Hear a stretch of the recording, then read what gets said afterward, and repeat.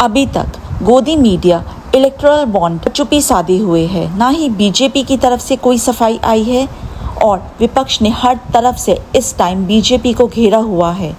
और आज अचानक से एक इंटरव्यू सामने आता है जिसके बाद बीजेपी की नींद उड़नी पक्की है।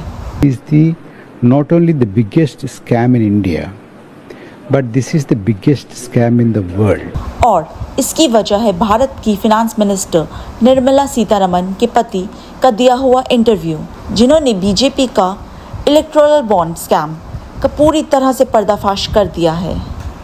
परकला प्रभाकर जी, जो कि खुद एक जाने माने अर्थशास्त्री हैं, उन्होंने एक इंटरव्यू में सीधे तौर पर कह दिया है इलेक्टोरल बॉन्ड इंडिया का ही नहीं बल्कि पूरी दुनिया का सबसे बड़ा घोटाला है। उन्होंने कहा कि इलेक्टोरल बॉन्ड घोटाले के बाद ये लड़ाई बीजेपी या विपक्ष के बीच की नहीं रही। I think because of the electoral bond issue, the fight is going to be between the BJP and the people of India, not necessarily between BJP and another political party or BJP-led alliance and another alliance. बल्कि अब सीधे तौर पर BJP और भारत के लोगों के बीच की लड़ाई हो गई है। उन्होंने कहा कि आने वाले टाइम में इलेक्टोरल बॉन्ड घोटाले की और राज खुलेंगे, उसकी सच्चाई सबके सामने आएगी। ये तो सिर्फ अभी शुरुआत है। I think the electoral bond issue will gain even much more momentum, more than what it is already today. आगे वो कहते हैं कि ये मामला अब बीजेपी के हाथ से पूरी तरह से निकल चुका है। अब ये आम लोगों तक बहुत तेजी से पहुंच रहा है।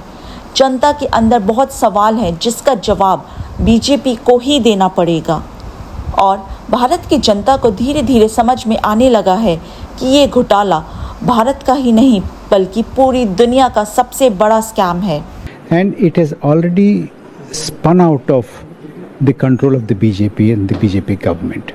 It is now reaching very fast to the common person, and everybody now is slowly understanding that this is the not only the biggest scam in India, but this is the biggest scam in the world.